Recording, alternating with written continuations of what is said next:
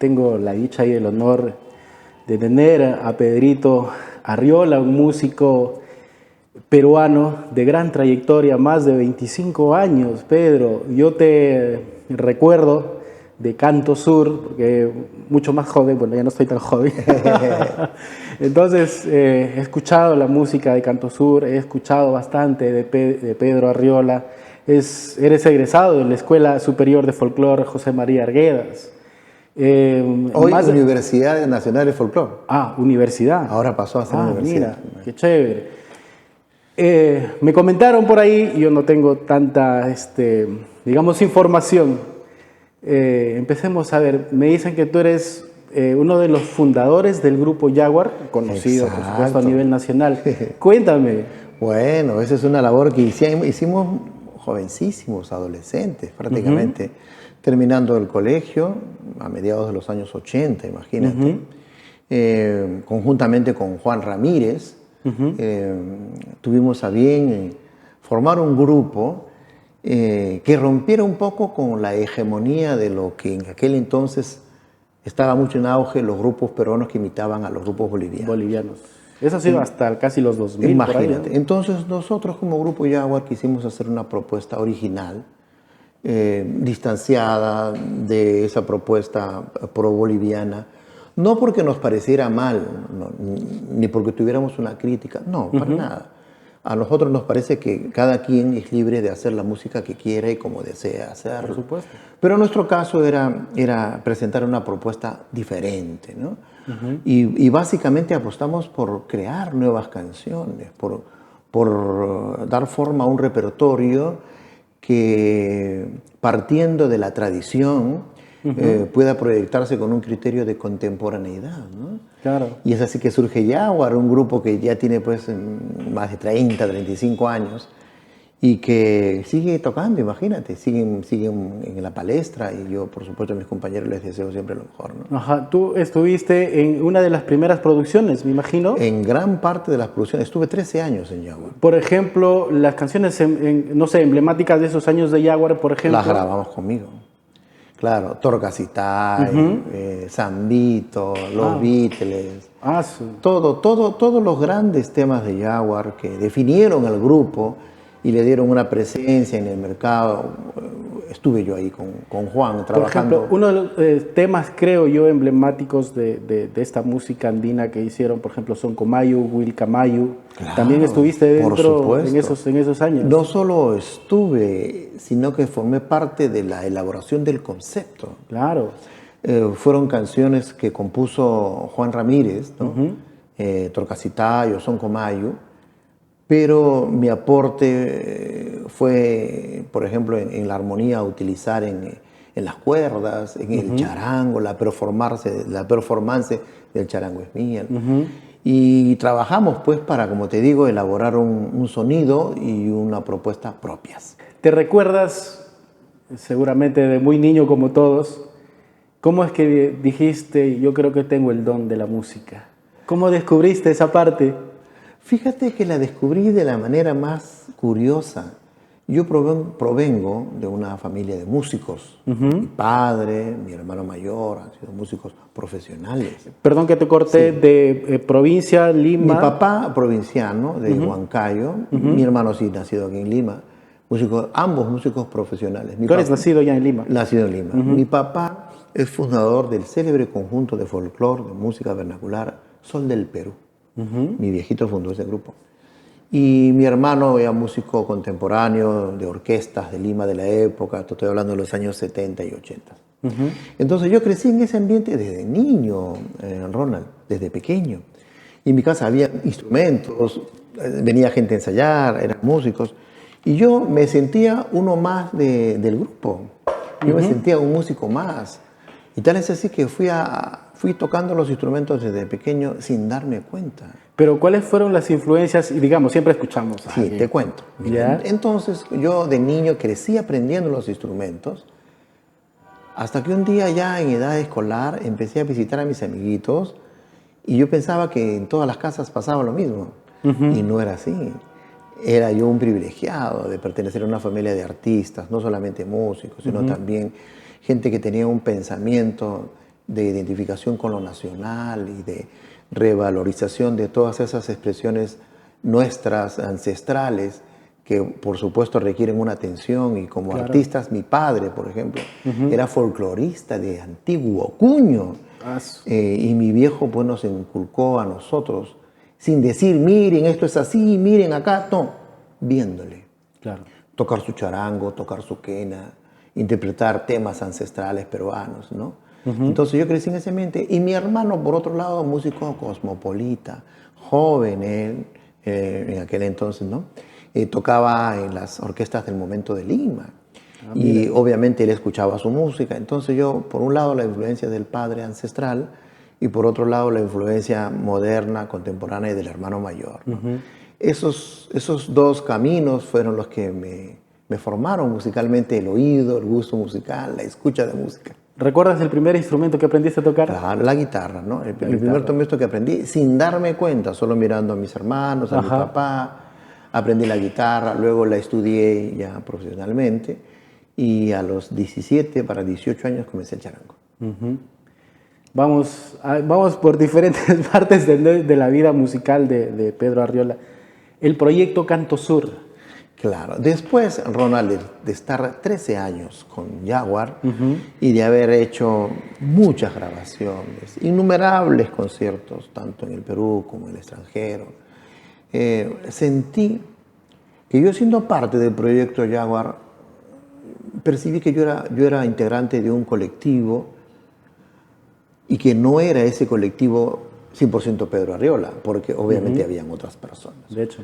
Entonces, Canto Sur surge entonces, Ronald, de mi necesidad como hacedor de música, como compositor, como productor, de tener un grupo más a mi medida. Ya no formar parte de un grupo como Jaguar, donde sus integrantes tenían una marcada personalidad y tendencia musical. Claro. Y yo era uno más en ese sentido. Sino algo ya más representativo de mi propia vocación de músico, de mis búsquedas personales. Prácticamente su identidad. Exactamente. De un grupo que más sea mi identidad musical. ¿Cuántas producciones hicieron con este Canto Sur? 4 hicimos, 4 producciones, 3 discos compactos y un DVD. A partir de ahí, creo que surge ya de los años 90, 95 hacia adelante, me parece, lo que llamamos ahorita la música andina contemporánea, porque como lo mencionaste hace un momento, siempre ha sido la imitación hacia los grupos bolivianos. Yo te cuento, yo aprendí de niño tocando música de los Jarcas, pues. Claro, claro. Y entonces, pero de un tiempo a esta parte, ya para este nuevo milenio, prácticamente empiezan a surgir a tener más identidad y a querer los músicos más, digamos, emerger dentro de la música peruana, que si bien puede asimilarse un poco a la música boliviana, pero ya tenía una propia sangre, digamos, la música peruana. Cada intérprete lo hacía Canto Sur. En esos años empezó a salir también William Luna, Antología. Entonces empezamos una nueva corriente de la música andina latinoamericana. Por supuesto. Tú has tocado un punto muy importante, Ronald.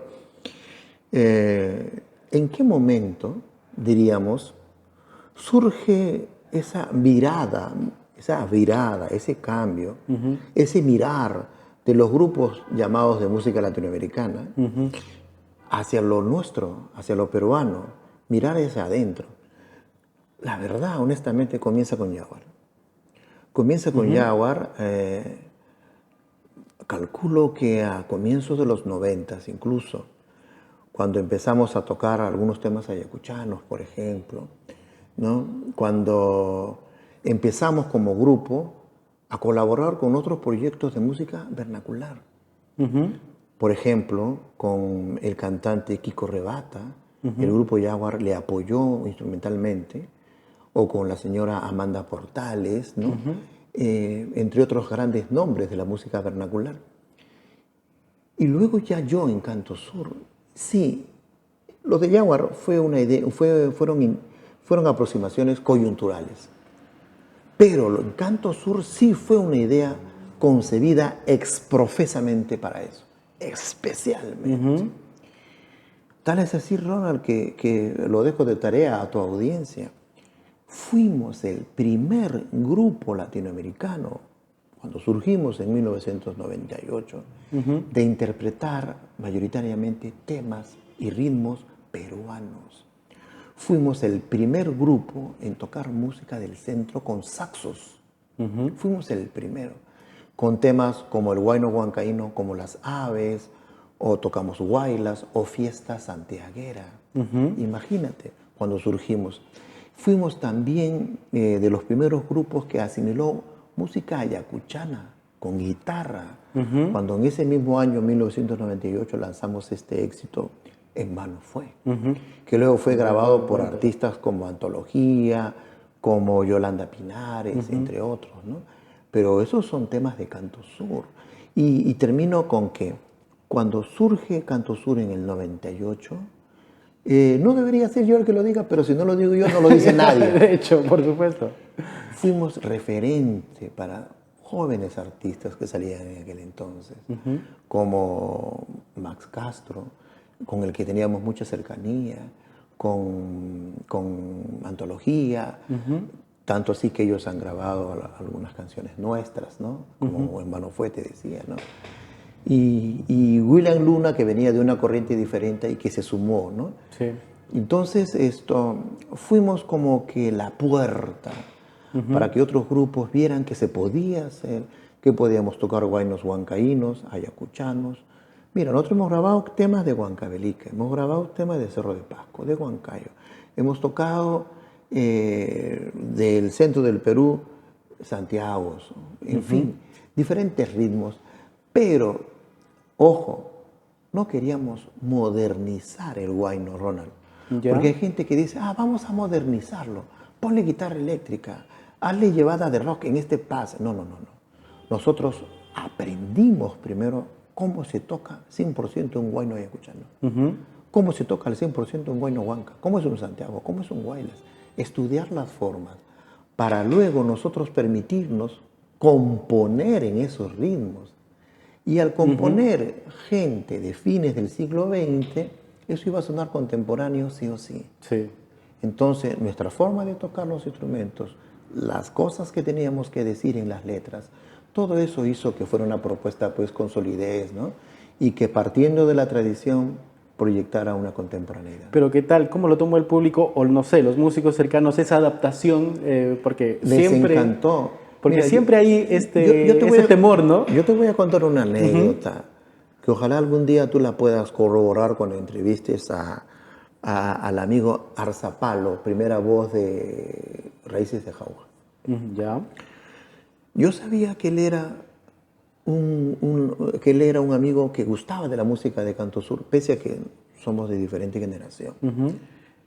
Y yo decía, oye, a Óscar Arzapalo le gusta Canto Sur, hermano, le gusta Canto Sur. Siempre me comentaba la gente cuando apareció Raíces de Jauja. Hasta que un día coincidimos en un evento. Y Óscar Arzapalo conversa conmigo y me dice, Pedro, me dice, yo era un adolescente cuando Canto Sur fue por primera vez a Huancayo. Y yo viéndolo en el escenario, dije, algún día yo voy a tener un grupo así, que toque así esas canciones. Porque cuando fuimos nosotros como Canto Sur a Huancayo, todo era jarcas, hermano. Sí. Todo era jarcas, ronroco. Todavía en la época del 2000 todavía. Claro, un Del poquito año, antes, 99, sí, 2000. era la fiebre, ¿no? Música Imagínate, ¿no? Entonces, esa fue, creo yo, la aportación que hizo Canto Sur, ¿no? Abrir un camino y sobre todo apuntando al nuevo milenio, ¿no? Sí, no, excelente todo ese aporte. Conozco también que, por ejemplo, tú has hecho ya actualmente arreglos para diferentes artistas, William Luna, para Antología, para Yolanda Pinares, has hecho para Jaguar. Cuéntanos un poquito de esa parte. Claro, Porque entonces... ¿y hace cuántos años? Bueno, hace un momento me contabas que Canto Sur se reintegra próximamente. Próximamente reaparecemos, pero como grupo surgimos en el 98. Imagínate, ya estamos con unos buenos años adelante, pero vamos a reaparecer. Bueno, como productor y arreglista, yo siempre he estado en la composición, en el arreglo, ¿no? En la producción, desde los tiempos de Jaguar. Juan Ramírez era el director, más él y yo éramos los que fundamentalmente gestábamos toda la música de Jaguar, ¿no? Sea en arreglos, y él a través de la composición, y yo apoyándole y también aportando una que otra canción, pero básicamente eran los temas de Juan Ramírez. De estos temas contemporáneos, supongamos de antología, William Luna, por ejemplo, no sé, yo no lo sabía porque no le he visto el disco, tú dime. Te cuento. Una chiquita. Una vez me llama una reconocida productora peruana que ha grabado a muchos grupos, inclusive produjo, si no me equivoco, hasta el grupo Yumpay, no sé. A ver, la señora Rosa Chiquia, del sello Dolly Producciones. Sí. La señora Rosa Chiquia me llama, te estoy hablando de hace muchos años, y me dice, Pedro, tengo una canción de un artista que está grabando conmigo, me dice, pero quiero que tú le des el toque sayero, que suene saya, porque creo que eso requiere el tema. Se está yendo un poquito a la balada y más saya. Quiero que... El tema se está grabando, me dice, entonces quiero que vayas con tus instrumentos de percusión, que vayas con tu charango y sumes y redondees la canción, pero ojo, llévalo a saya. Perfecto. Llego al estudio, comienzo a grabar. ¿De qué canción estamos hablando y de qué artista? William Luna, Niña Chay. Tuve ese privilegio, hermano, de trabajar con William. Y no solamente, además que William es un artista con el que tengo una empatía, ¿no? Admiro su trabajo, admiro su perseverancia, ¿no? Me agrada a mí la propuesta de William, ¿no? Muy original, muy personal, ¿no? Sí. Entonces, y así, igual he producido canciones para Amanda Portales, para Saiwa, ¿no? He trabajado, han sido alumnos míos, por ejemplo, Damaris, hace mi alumna. He trabajado también en el taller Jaguar como alumno del taller Jaguar, el que hoy es un maestro, José Mesa, ¿no? Claro. Entonces, siempre hemos sido como un semillero de artistas, ¿no? Sea dando clases, sea componiendo, produciendo, haciendo arreglos. Hay un fenómeno que ha pasado, discúlpame, si me equivoco me lo dices, es una percepción mía. Justamente a fines de los 90 surge esta nueva corriente de la música andina latinoamericana, pero hoy, del año 2020 hacia adelante, creo yo, es mi percepción, que ha bajado bastante ese mercado, o los grupos que veo que van a provincias, que están en constante actividad, son escogiditos. Y me parece, por ejemplo, yo en Cajamarca lo vivo porque antes, en el año 2005, 2006, 2007, máximo hasta ahí, éramos como 15, 20 grupos de música latinoamericana, andina latinoamericana, y nos presentábamos en festivales. Ahora ya no hay, se desapareció. El gusto, no sé si el público ya cambió, por supuesto que ya maduraron, la gente que le gusta ese tipo de música, pero creo que el mercado me parece que se ha reducido, hay menos gente que gusta de esta música, hay gente seleccionada. ¿Qué piensas? ¿Cuál fue las razones, circunstancias? Mientras que tú ibas planteando la pregunta, yo ya iba viendo una respuesta y creo tener la respuesta. Mira, son más de un factor, pero puedo mencionarte dos. El primero es que el artista se debe a un público y por lo tanto necesita de espectáculos, necesita de la organización de eventos.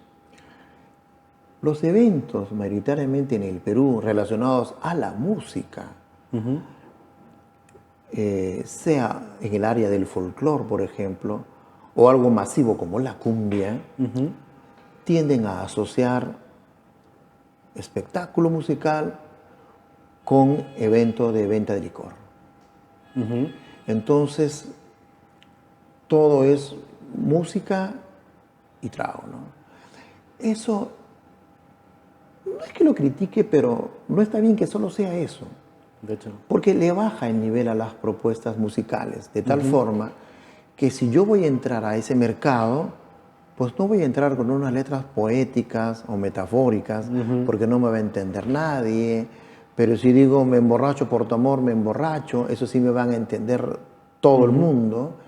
Entonces, reducimos el alcance estético de la propuesta, la reducimos, y además de eso se corre el riesgo de entrar a una banalización del arte, ¿no?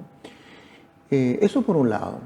Y por otro lado también que al ser este mercado tan competitivo hacia lo banal, no motiva a los artistas que a veces dicen, no, yo no toco para borrachos, no, no, no, mi música es para escuchar, ¿no? Entonces desmotiva un poco a los artistas y eso ha hecho que se reduzca el mercado de grupos de música latinoamericana, ¿no? Porque o no les es atractivo o simplemente no dan la talla, ¿no? Sí, pues. Uno, por ejemplo, si tú vas a medir la calidad de tu evento por cuántas cajas de cerveza venda, pues tú vas a contratar al artista que te venda más cerveza, pues. No, de hecho. Y por más que sea muy linda una propuesta, pero si no vende cerveza, Sí, entonces los grandes eventos de la música en el Perú que mueven masas es ahorita la cumbia, donde todo está asociado a la venta de licor, eso es innegable, y luego la música vernacular con arpa con requinto. o requinto, ¿no? Que es igual música andina, pero para consumo de licor. Exacto. Entonces, en esa estructura no calzamos, pues, quienes hacemos letras con un sentido poético, de hecho, ¿no? Que buscamos una estética elaborada, ¿no? Por supuesto, de literatura fonéticamente. Exacto. Entonces, que lleven un mensaje más de decir voy a tomar. Exacto. Pero ¿sabes qué? Quienes optan por eso están en su derecho. Y claro, porque es libre. Que lo hagan, ¿no? Claro. Pero sí, lo que sí ya nos parece mal, que sea la única opción. Exacto. Porque excluye a todas las demás, ¿no? Pero felizmente hay grupos que aún porfían en su idea, ¿no? Como el grupo Antología, por ejemplo, o el mismo grupo Jaguar, el propio Huila Luna, ¿no? En fin, allí, ahora, por decir, por la nueva corriente de la tunantada, ¿no? Sí, sí, sí. Que es interesante. Sí, hace algunos años, creo que es, hay una canción que prácticamente sacó Recuerdos de Julcán. De Julcán. Claro, hace algunos que fue años el disparador. Sí, ¿no? el disparador para que justamente escuchen en Cajamarca la canción muy, muy, muy bonita. Y justamente esa parte ha hecho nuevamente renacer de ese departamento prácticamente su música, ¿no? Y fíjate que con la tunantada también se podría hacer con otros tantos ritmos de América Latina. A mí me parece que hay un tipo de canción que injustamente se está relegando, que es el huayno ayacuchano. El huayno ayacuchano, Ronald, es precioso por varias razones. Primero, porque tiene una letra muy bien elaborada, de poesía. Una riqueza melódica y un virtuosismo en las cuerdas, sea guitarra o sea charango o hasta arpa y violín. Pero este huayno se asocia mucho con la época del terrorismo, ¿no? Por supuesto. Y justamente con los convulsionados años de los 80s y 90s. Y ha habido como una desideologización, de tal forma que ahora, si tocas huayno ayacuchano por ahí, eres terruco, ¿no? Imagínate qué locura más grande, ¿no? Entonces, allí hay un reto por reivindicar el huayno ayacuchano, para que salga de los guetos donde está, ¿no? Que son sus zonas naturales, ¿no? Ayacucho, Huamanga, Guanta, por aquí algunas colonias de migrantes, en uno que otro restaurante, pero el huayno ayacuchano peruano tiene calidad de exportación. Claro, claro. Y hay una tarea grande allí para hacer conocer nuestro huayno en otras latitudes del mundo, porque tiene todo para ello. Y no cualquiera canta huayno ayacuchano, se requiere una voz también, ¿no? Sí, sí. Entonces, Por eso con Canto Sur hemos compuesto algunos buenos que han gustado, ¿no? Sí. Como En Vano Fue, que no graba tantos artistas, sí. u otro guayno también muy bonito que es Morir Mil Veces, ¿no? Bueno. Justo hablando de este tema de la popularidad y de la música, de los géneros que están en moda, por ejemplo, yo noto también, tengo una percepción que he ido viendo en estos últimos meses del género vernacular que hablábamos de que es con arpa, que es con requinto.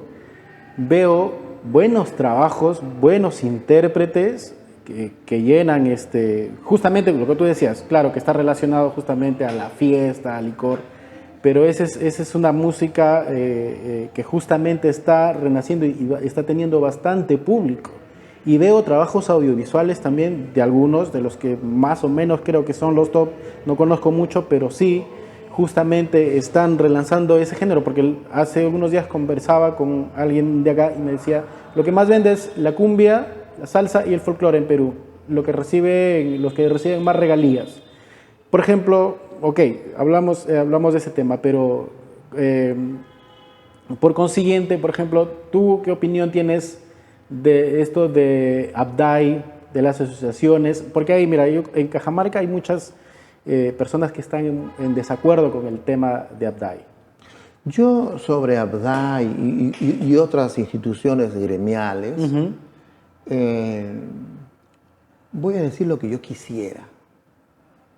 Quisiera que esas instituciones tipo Abday, Sonien, Unimpro, Abday representa a los compositores, Sonien a los intérpretes, Unimpro a los productores.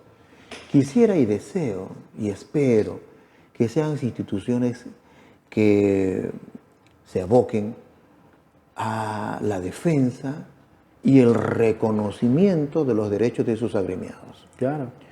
Eso deseo, que Abday cumpla a carta cabal su rol de representar a los compositores. Con Sonien, pero haga lo mismo. Pero ¿y cómo se aprecia? A través de cómo monetiza el artista a través de ellos. Sí.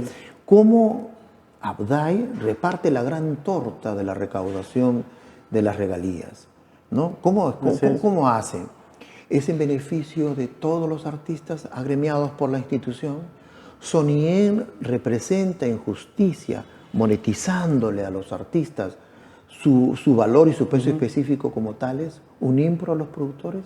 Son instituciones que cumplen su rol, están al servicio de los artistas se sienten representados por estas instituciones.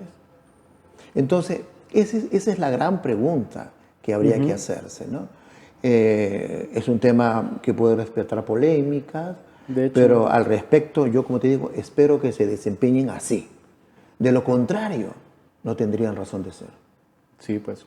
Yo te lo dije esto porque en Cajamarca dicen, yo estoy inscrito a Abday, pero yo no recibo nada. No hay nada, me dicen. Pues claro, también el otro día me encontré acá en Lima, donde un congresista estaba haciendo la propuesta de ley para que del 10%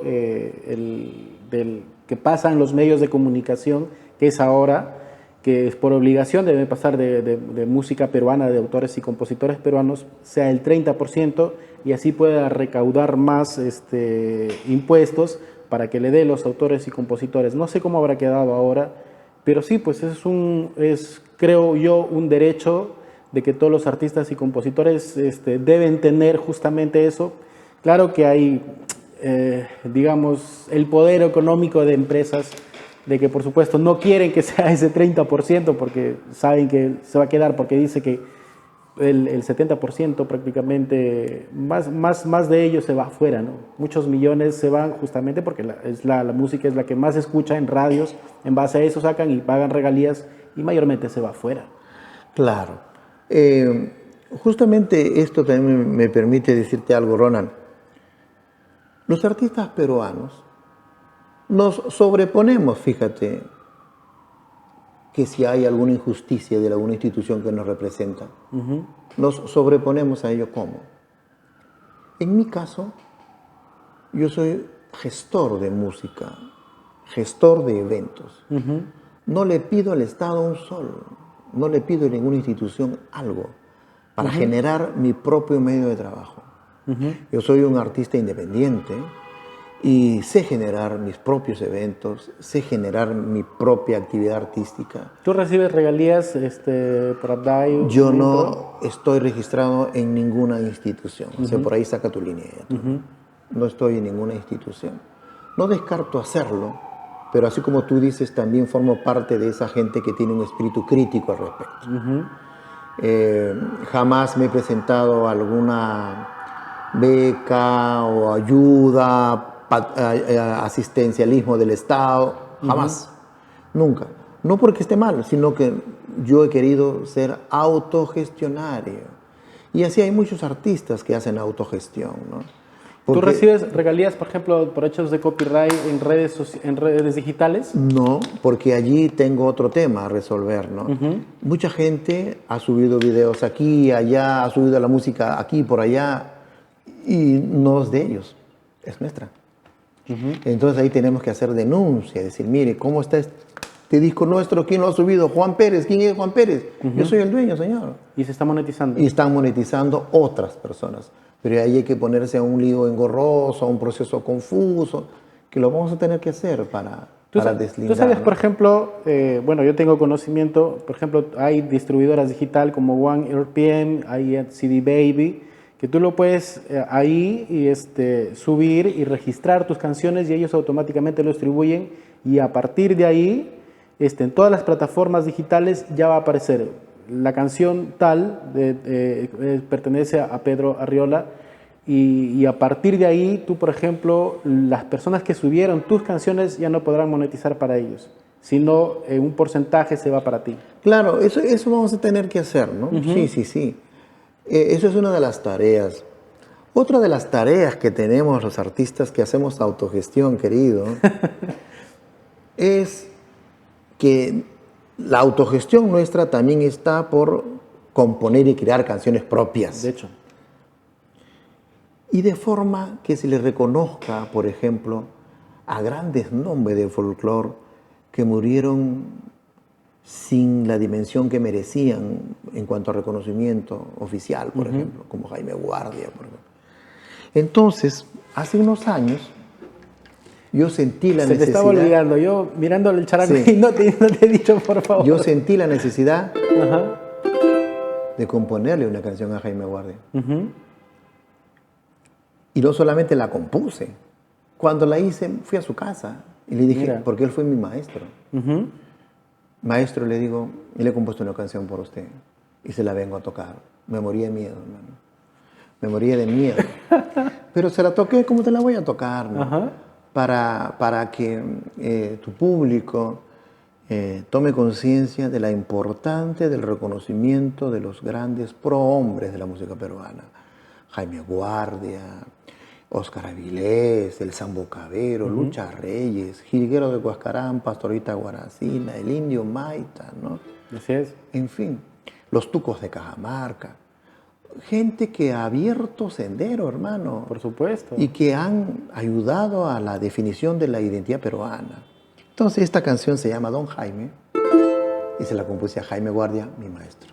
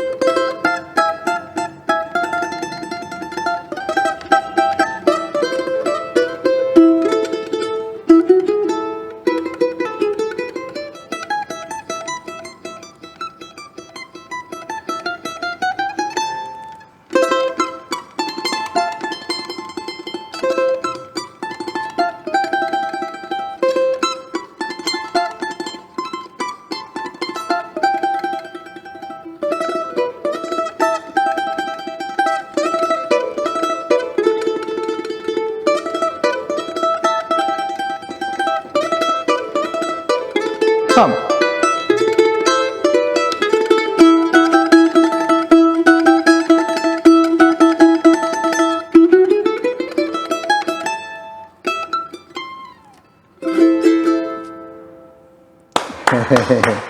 Bravo, maestro.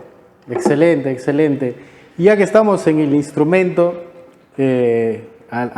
poco antes, minutos de iniciar nuestra conversación, usted me dijo, mira, yo he creado algo, un instrumento, una adaptación. Cuéntanos un poquito, me imagino que ese es ese instrumento. Este es el charango bajo, que antes de nuestro estudio, de nuestro desarrollo de esto, no existía en el Perú. Es un charango grave, que es la octava descendente del charango, de tal manera que aquí suena mi, la, mi, do, sol. Aquí suena mi, la, mi, do, sol. Una octava hacia abajo. Pero de tal forma que todo lo que tocas acá lo puedes tocar aquí. Claro. Y va a sonar una octava abajo. Explora nuevas sonoridades, por ejemplo.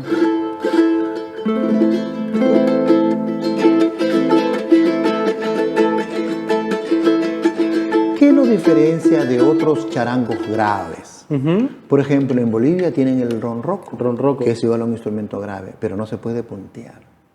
Exacto. Porque tiene otra forma de encordado. En cambio, este respeta el criterio de que las cuerdas estén afinadas una octava descendente. Mira, algo tan sencillo, a nadie se le ocurrió. Entonces se nos ocurrió a nosotros, ¿no? Y desarrollamos el charango bajo, que hoy ya lo interpretan artistas de renombre, charanguistas como Lucho Quequesana, por ejemplo, que en su disco más reciente le compuso una canción a su hijo Fabián o Fabiano, le compuso una canción con este instrumento, ¿no? Damaris, Chano Díaz Límaco lo utilizan, ¿no? ¿Tiene algún tema? Por supuesto.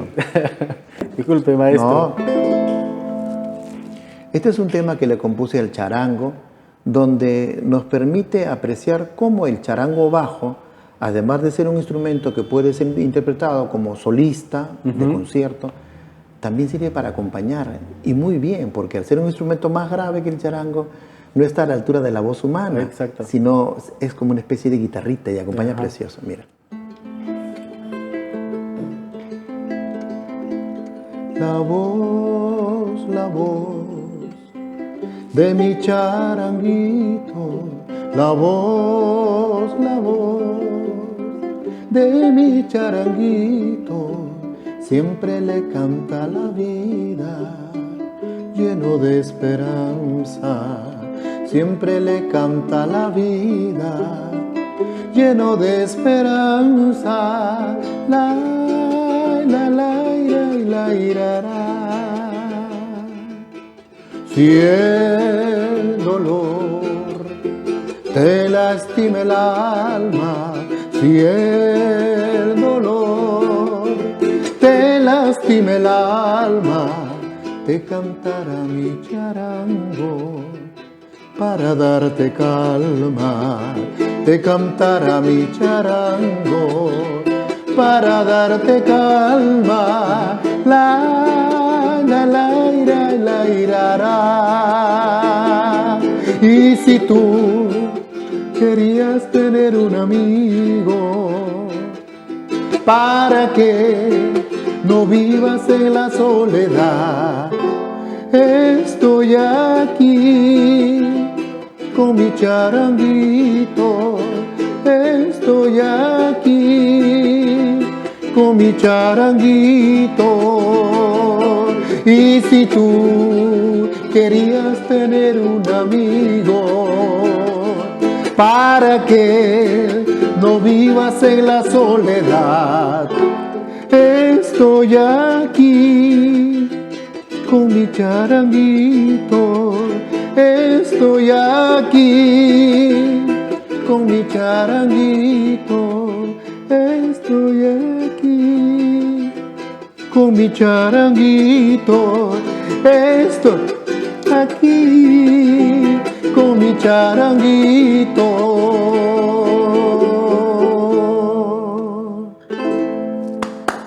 Bravo, bravo, maestro. Imagínate. Está bien, ¿eh? Esta canción se llama La voz de mi charanguito, un tema nuevo Muy compuesto bueno. por este Pechito. Tú también eres multifacético, como la mayoría de músicos que somos. También actualmente eres productor. Seguramente tienes tu estudio de grabación.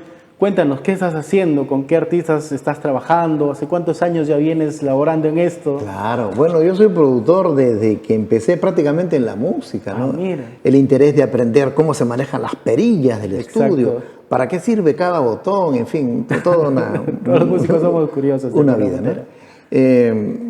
Tengo mi estudio de grabación desde el 2007, lo tengo este estudio. Ya estamos por cumplir 20 años con este proyecto.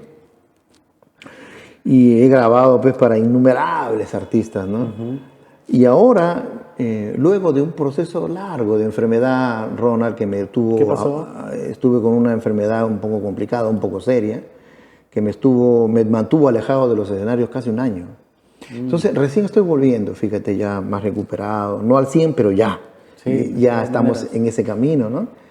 Y vamos a relanzar Canto Sur, que estuvo de para, no solo de pandemia, sino que de ahí empalmamos con mi enfermedad y han sido como 3, 4 años de para total. Pero vamos a volver ahora, vamos a grabar nuevas canciones, te cuento, en los ritmos que nos gustan, peruanos, latinoamericanos, pero básicamente canciones propias, ¿no? Que eso sí, yo he estado un poco mal, pero en casa sí, siempre componiendo, sin salir de casa. Claro. Mis movimientos muy reducidos, pero en casa sí al menos componiendo, ¿no? Eso he seguido haciendo. Entonces vamos a reaparecer pronto. Calculo que en unos 2 a 3 meses ya debemos estar grabando ya. Qué bueno. Grabando nuevos temas. Sacaremos un disco físico como un detalle, porque ahora más todos son las plataformas de streaming, ¿no? Sí. Pero como miembros de la vieja escuela queremos el disco igual, ¿no? Así que estamos en eso. Por otro lado, también yo me dedico a la literatura, Ronald. Yo soy escritor y estoy escribiendo un libro de cuentos. Ah, mire. Que calculo también que para fines de este año o el próximo a comienzos debo estar lanzando mi libro de cuentos, que a mí me encanta, ¿no? Me fascina también el mundo de la literatura. Yo en casa tengo una biblioteca. Literatura andina, digamos, cuentos andinos, Cuentos urbanos. Claro, andinos desde los tiempos de López Albújar o Ciro Alegría o nuestro querido Taita Arguedas, ¿no? Hasta cuentos urbanos como los que escribía Julio Ramón Ribeiro, entre otros grandes nombres como Waldo Reynoso, en fin. Pero yo estoy escribiendo mis propios cuentos. Serían urbanos porque hablan de mi vida en la urbe, ¿no? En la ciudad. Y ahí estoy reflejado desde que era niño, ¿no? En esos cuentos. Hablo de la música también. Es un libro que ha de tener unas 200 páginas, calculo aproximadamente. Así es que pronto estamos con esta novedad. Un nuevo disco, un nuevo libro. Y desempeñándome en lo que me gusta, ¿no? Es el arte, la docencia, la producción. Qué bueno, qué bueno. Seguimos trabajando. Tengo una hija que ya terminó la universidad, imagínate. Ella se llama Laura Arriola, canta precioso, porque además su mami, mi esposa, mi amada, Moniquita Cuadra, ella pues es una cantante de mucha belleza en su voz, ¿no?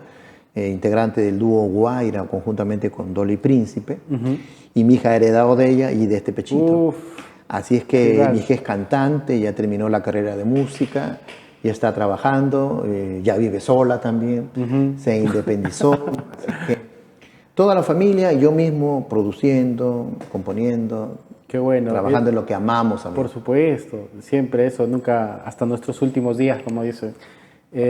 Yo espero, cuando salga la producción, tu libro, volver a entrevistarte. Espero venir nuevamente por acá, por Lima, así unas temporadas para poder hacer este tipo de entrevistas que lo vengo haciendo hace algún tiempo ahí en Cajamarca, pero en esta oportunidad he venido unos días por aquí.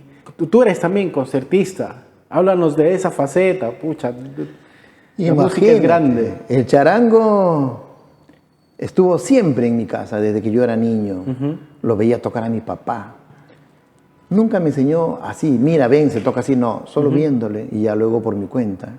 Aprendí a tocar este maravilloso instrumento, con el cual he grabado innumerables discos con muchos artistas, pero desde hace unos 10 años que a la par de mi performance con grupos, estoy desarrollando una carrera de concertista de charango, en el que, como yo compongo, he creado temas para charango, he creado canciones para charango, ¿no? Y he grabado incluso discos como concertista de charango. Y es algo a lo que también estoy volviendo después de esa para por salud que te comentaba, ¿no?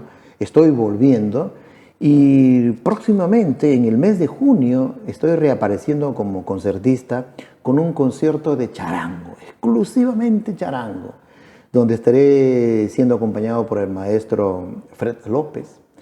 Y solamente charango y guitarra. Y además nosotros dos también cantamos algunas canciones. Fred López, que es primera guitarra del grupo Jaguar actualmente, ¿no? Entonces también se vienen novedades con el Pedro Arriola, el concertista de charango, y obviamente también se viene un disco que estoy trabajando con este amado instrumento mío como es nuestro charanguito peruano. ¡Qué bueno! Yo te agradezco de sobremanera, Pedrito, por este espacio, por tu tiempo. Infinitas gracias y esperemos que florezca una bonita amistad de acá en adelante, en donde podamos compartir seguramente muchas cosas del arte. Encantado, Ronald. Para mí ha sido un gusto estar aquí en este espacio tuyo, conversar con tu público y que pues me quedo feliz de haber compartido y que tenemos cosas en común, amigos en común, el gusto por la música, por lo nuestro. Así es que en el camino sin duda nos vamos a volver a encontrar. Muchas gracias, Pedrito. Gracias a ti, querido amigo. Un placer.